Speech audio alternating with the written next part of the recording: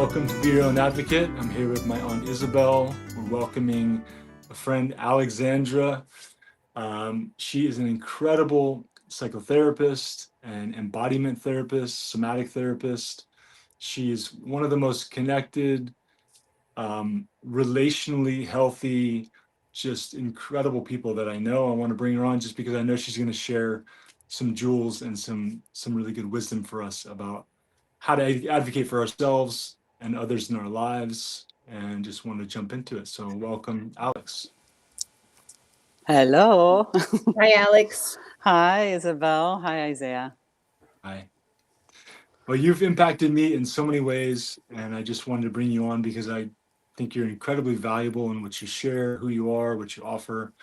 And a little background on you. I don't know if you'd like to share a little bit about your background as a therapist or your training. Sure. And how it's evolved, maybe just a minute on that, and then we can Yeah. jump into some questions for you. So, thank you. For the beginning of my path into doing this kind of work, it started as me wanting to be an advocate for others. So I kind of started in the field of social work as someone who was just like looking at how can I be of use? How can I be of help in the world and advocate for people who are underrepresented and things. And then I realized, I think what's happening is there's a call for me to begin to tune into how we can advocate for ourselves and how we can get to know ourselves more profoundly and more deeply so that we can come from a place of real self-knowledge and actually self-compassion and love so that we can advocate from that place. So then I started to get interested in the field of interpersonal work and doing individual therapy. And I started out in New York and then ended up in San Francisco and learned more and more how trauma was impacting us and decided, oh my God, I need to really learn about somatic work, how we hold trauma in the body, how it affects our movements and our relationship to ourselves and the world around us. How can we, instead of like fixing something that's wrong within us, shifting our orientation to restoring relationships with our body, restoring a relationship with our story, restoring relationships with our family and community. So I went into somatics, and that's when I started to kind of reframe my whole approach to advocacy. And so really the work that I think that we do as healers is helping people to discover their own internal truth and to understand themselves really deeply so that they can come from a really clear place in the world, in their relationships with themselves and with other. And how they can, like when we're able to really know ourselves very deeply and profoundly, then we can relate to the world with an openness and a receptivity and a curiosity that's authentic. And that's like a whole other way to live. So I think my work has evolved into, not only doing the somatic work, but also grief work, soul activism, and just like learning how to fully be in alignment with our truth and centering ourselves, not from the ego self-centered place, but from the place of love, so that we can also center others and be in right relationship with others and the world. In essence, that's kind of the nutshell. I like that. Yeah, it feels like the somatic piece is really important. I think it's what's being missed a lot of times. And like a lot of psychology is like chess, moving chess pieces around. But in order to really stay in connection with the source and the presence of who you are, and really, get into the body, so you're not just rearranging furniture, but you're actually shifting, the rail that you're operating on, and that, you're aware of yourself, being aware of yourself, being aware of, like what are we actually doing here, and how do we honor ourselves over the patterns of stress and fear and protectionism that block us from actually being effective. A lot of times we think, well, I'm a such and such, and I've developed this professional but who are you? What are you bringing to the space in the room beyond the letters, Totally. And I think, full disclosure, Isaiah and I have worked together for about a year, like almost 2 years. Well, it'll be 2 years in May. And I don't think that I fully understood the way I held fear, shame, shadow stuff within myself and my body until I, with Isaiah's real skill, like until I really started to address the actual body, the physical body, and where things were being held, where I was moving from a certain place as well. And it wasn't until I did that work that I actually got to know myself deeply and fully and profoundly, and learn what energy was running me and where it was, and just into how I was moving my body, walking in the world, holding presence in the world. It's like everything unlocked and shifted once I learned for myself how to embody, how to be fully, really, truly present.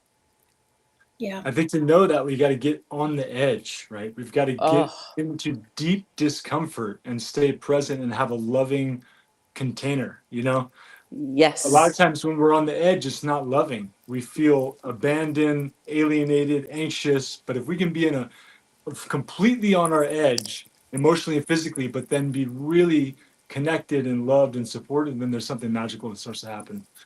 It's like change isn't possible without some disorientation and discomfort.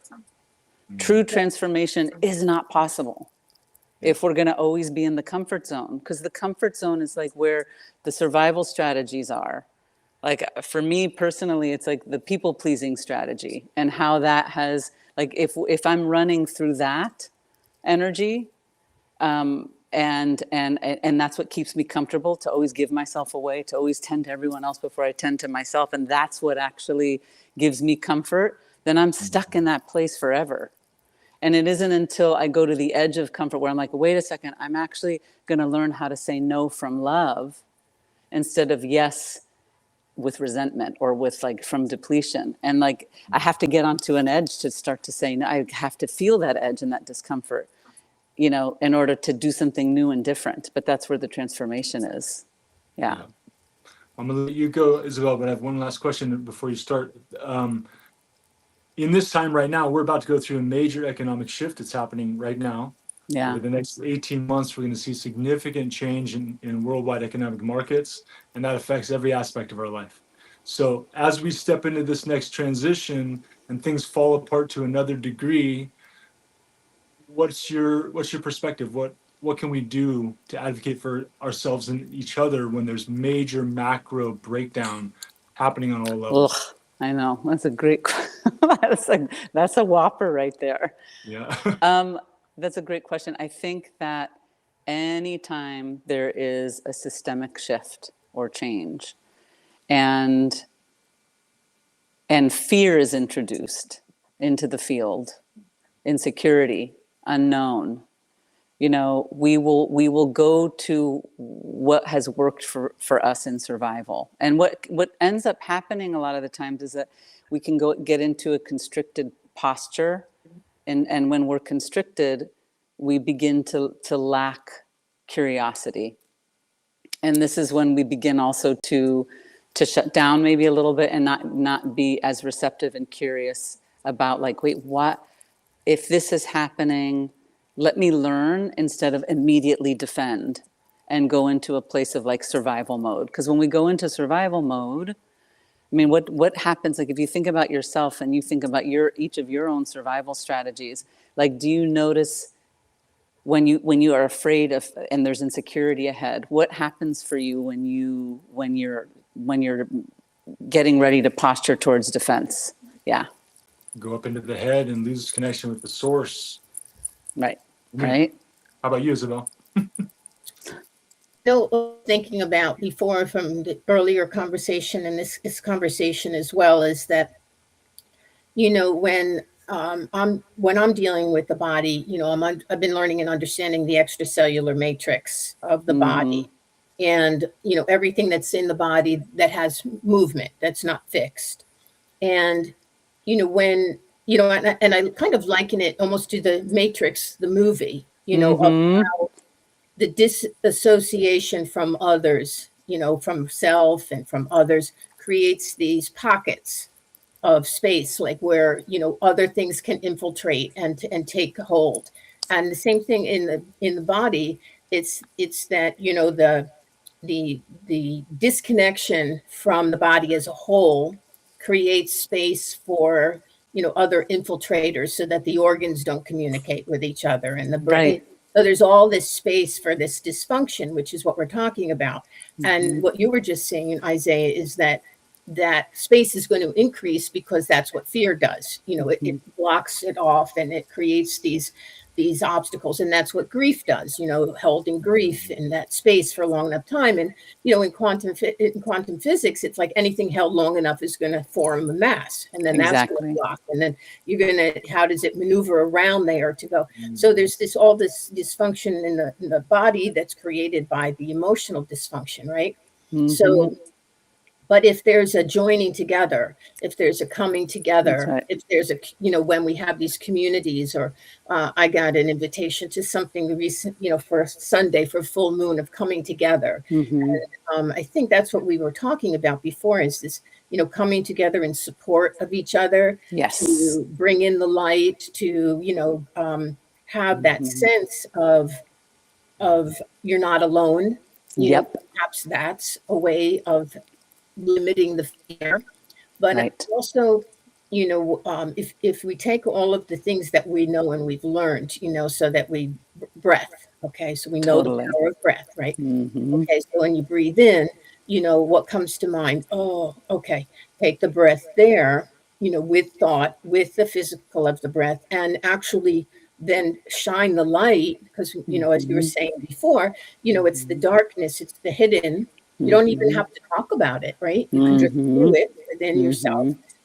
So you take your breath, your thought, you take your light, and you bring it to wherever your body's telling you this thought.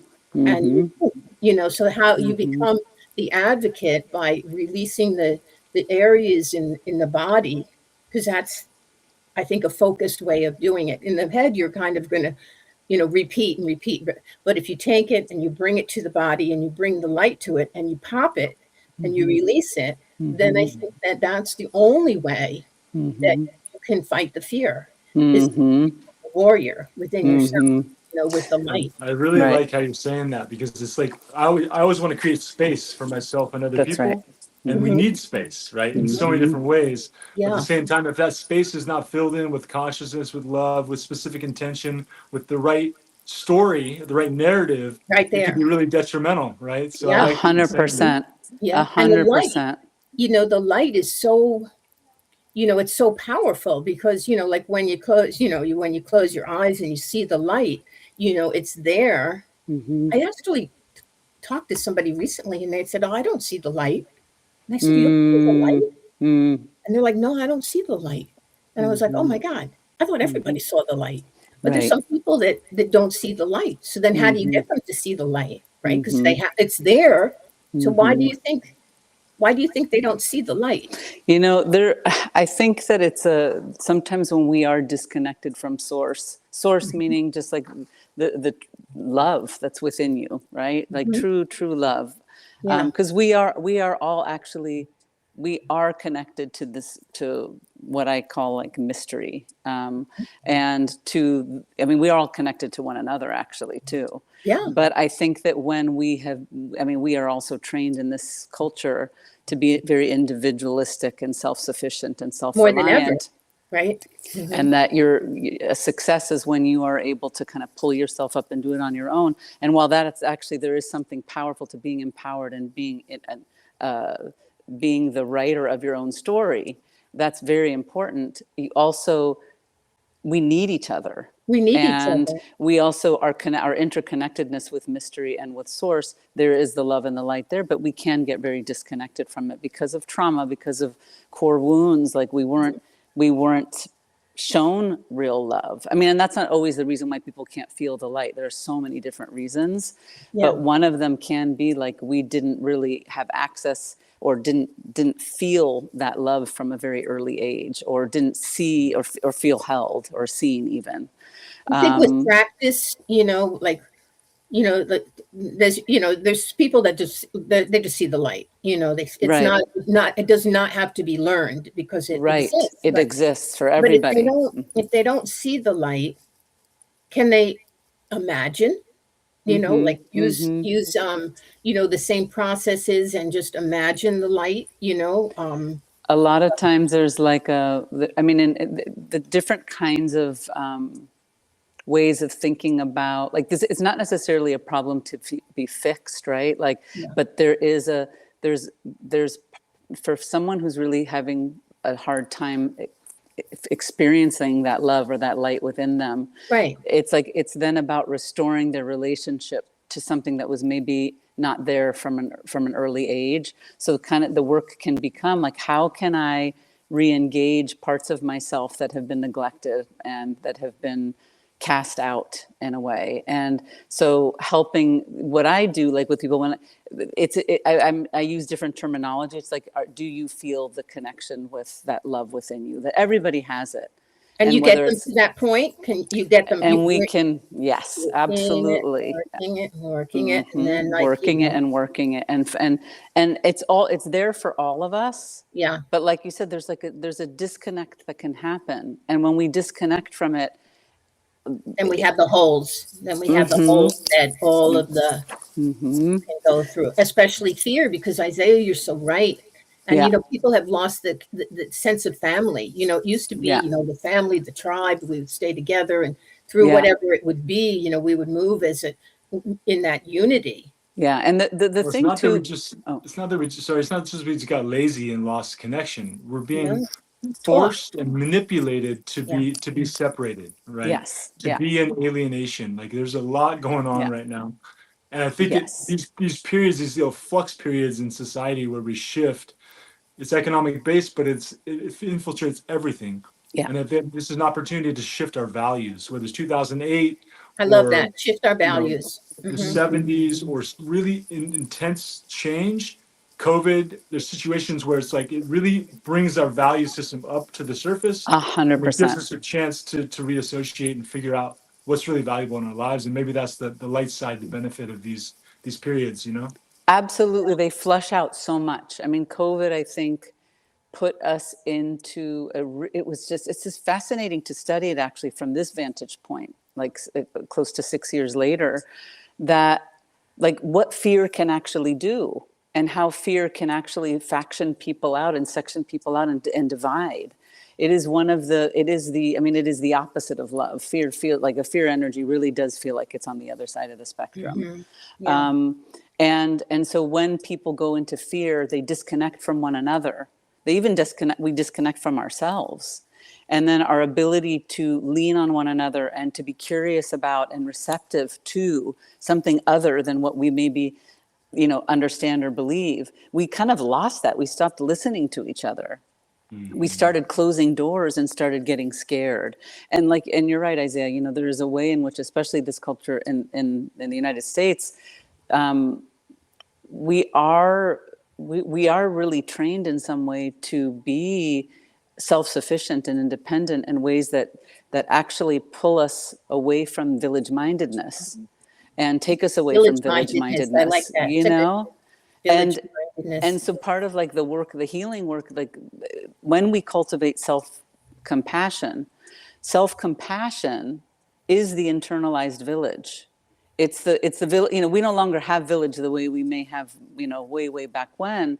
But self-compassion is the internalized village. It's like we get to then feel love that should be coming from the village, but feel it within ourselves. And that's what we kind of have to cultivate during times where there's a flux. Teach. And that's part you teach or coach too. Can you absolutely. Maybe this is not, but 3 things that you teach that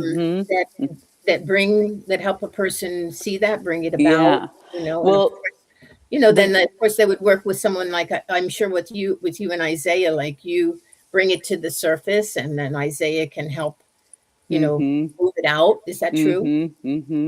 Well, part of like what our work was, like Isaiah, like I just think back a lot to how I was learning more and more about the need for boundaries. And I was alluding to this the other day that, so when I work with people, I help them, first of all, in cultivating self-compassion. It's like really going into an exploration of who am I? And not so much what's wrong with me, but what happened to me?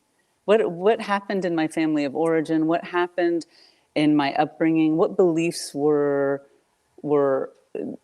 did I have, and that I had to be a certain way in order to be worthy of love? Yeah. What were the strategies I needed to use in order to feel of value and feel that I could even ask for love? We learn along the way, like from a very early age, what we need to do in order to survive. And when we're little, we just need we need other people. We can't survive on our own, and so we learn how to do the things we need to do to get that love or get that care. But those strategies follow us throughout life, Yeah.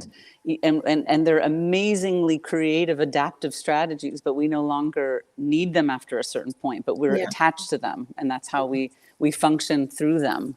And so I think, part of the work that Isaiah and I were doing was I was learning more deeply, like what were my adaptive strategies, just like even how I was carrying my body. And when Isaiah would work on certain parts, like my legs or my left side, my right side, my neck and shoulders, I was noticing like, God, I carry so much grief in this part of my body. So and in the somatic work that I've done with clients, it's like we focus on where energetically, because I'm not doing hands-on necessarily, but we focus on energetically where a certain story is being held. And it was helpful for me with Isaiah to actually have it be a physical, movement and shifting, like all the stuff that was held in my muscles and fascia and bones. It's incredible the stories that came through once we broke down those systems of protection. Oh, that's very, And yeah. yeah. Mhm. So I So think going in physically, I love the way you just said that, because I just got a visual of, breaking down, and then of something that, like is tight and held, and then it coming to the surface, and then seeing it, realizing it, and then that gives you the opportunity to then help that person work it through and out. And That's a great, it takes intimacy with self and like trust that like I can have a conversation with my leg today. I'm not actually separate yeah. from my leg. Like Uh-huh. I am this weird fantasy that psyche and soma, like soul and body, are disconnected. We are one and the same. It's like I am elbow. Yeah. I am nose, I am cheek, I am chin, I am arm, I am, we're not separate. And I Yeah. think, So yeah, important. Yeah, how much disease is just a manifestation where that communication hasn't happened for decades, for right? decades, exactly. We've dissociated from the body, and then those receptors and the tension and all this Yeah. stuff just continues down a channel until Yeah. we have a massive, accumulated chronic disorder. But Yeah. we can interrupt that through simple communication with ourselves. I think Yeah. what you're saying is really, really important. Yeah. Well, it's just I'm sorry, go ahead. No, go ahead. Sorry. I was just going to say it's just such a great discussion to have. I wish we could, sit all in person. I wish I could meet you in person I and, know. I talk, know. because it's, people are, I guess that's one of the reasons that we started this program, is because people just don't know. They just don't know, and they get stuck Yeah. in pain, and then they don't know how to teach their children, and then their Yeah. children are, and just being able to let people know that there's things that are available, and things Like, that yeah. And they that can do themselves. we can do ourselves. Like we can even, like when I kind of like tweaked my neck, which I'll be Mhm. coming to you, Isaiah, to work with. But like I've been in the meantime, just like talking to we can talk to our body. We can Right. put our hands on parts of our bodies that hurt and just say, I'm with you. Like, is there something you need me to know? And I know that sounds kind of like, that seems awkward or strange. No, it's like our bodies actually want to communicate with us and are communicating with us all the time. Mhm. Yeah. More And and more. Chicken or the egg, right? It's like maybe you grabbed a suitcase and pulled it, so you had a physical injury, but why was it set up and loaded in the first exactly, place? So then you're talking not just to, yeah, you have a nerve that's impinged, but you're talking to your body underneath that, like the pattern that's ensued prior to that. 100%. Yeah. And, I'm going through some major transformations right now in my life and carrying a lot of like burden and stress and responsibility in this part of my body. That's where I carry it. And so, of course, all I did was I like bounced on the floor. I was playing racquetball, and I just do what I always do, and then my neck just froze. I'm like, oh yeah, well, I'm carrying all of my burden and responsibility right here. So of course it's going to tweak out. And every time I feel pain, instead of feeling fear, I feel an invitation. Like, oh, thank you. Okay, yeah, I'm here with you right now. Yes, Yeah. This is the pattern. This is the, like, what do you need from me right now? And maybe just it's some tears. Maybe it's some Maybe. movement. Maybe it's to listen to music and just like move my body intuitively. Like, I don't know I just need to ask it. I need to ask this part. I need to ask neck, the Yeah. version of me that is neck and shoulder. Yeah, And then whoever told us that it's crazy to talk to yourself is totally out of it. We need to be having more conversation yeah, with ourselves and 100%. our Like, body. yeah, just go in. It's a safe place. It doesn't always feel safe when we've had trauma. It doesn't feel safe to go in. Yeah. It does not. It's like, what is there? I don't want to go there. I don't want to go into this place that feels scary where things happened, and get me as dissociated as possible, distract me as much as possible. So I don't have to go there. And it's like, that's where our freedom is, though. Yeah. Our potential for full expression lives in us being connected to soma, to body. Yeah. So there's just, so what you were asking, Isabel, about like kind of what I do, I also help people once we go into self, like learning more about why we've adapted certain strategies, or why we are behaving in certain ways, or feeling certain things, or acting in certain ways, and understanding it from a place of deep self-compassion. I think that's it, right? Compassion for ourselves. Totally. There's Yeah. no need to have guilt, shame, fear, judgment, self-criticism. Like, all of that is actually wasted energy. Yeah. But we do circulate. I mean, gosh, how many years I've lived circulating doubt, guilt, shame, fear. I mean, it's just kind of what we're taught to do in some ways. So now we have some new things where people can, break free of it, and that's Yeah. just it's a welcome Yeah. breath of fresh air, especially. Yeah. I love that. Compassion for But self is key, right? You could be a multi-billionaire. You could reach the highest heights of whatever profession you're in, have no compassion for self, and then you have no wealth. You have no real health. Nope. And then is it really success? Like, how do we define success? yeah. We're in this pursuit of happiness, right? And pursuit of success or whatever. And actually I think that, like, once I shifted out of trying to pursue happiness, and I shifted it to, I just want to pursue full expression, full enlivenment, the fullness of being alive. It doesn't look, and whatever that means. So whatever that means for me, it's going to mean something different for someone else. But how about full expression and fully alive, rather than like happiness is elusive, or success is like also just like the market can crash and you can be in a totally, what does that even mean? So it's just, can I be in the fullness of my life? Yeah. That's a great way to end the segment. Can I be in the fullness of my life? And the answer is yes. Yeah. We're going to keep on trying to bring forth ways and pathways, new thoughts, new thinking patterns. So thank you so much. Oh, it's such a pleasure. It's such a pleasure. Yeah. It was really nice to talk to you, and I hope we get a chance to do it again. You know what I say? One of these days we should have like a little round table on this, and have these like amazing guests, and begin conversations of, finding more and more solutions. So it'll be fun. But absolutely, we can only do this together. We can only do this that's together. right. We can only do it together. So like symbolizing that in like the round table type of thing. So thank you again for being a guest. Thank you. It was a pleasure being here. Bye. And it's a good reminder to everybody that they can be their own advocate, and we're here to always help in more ways there. So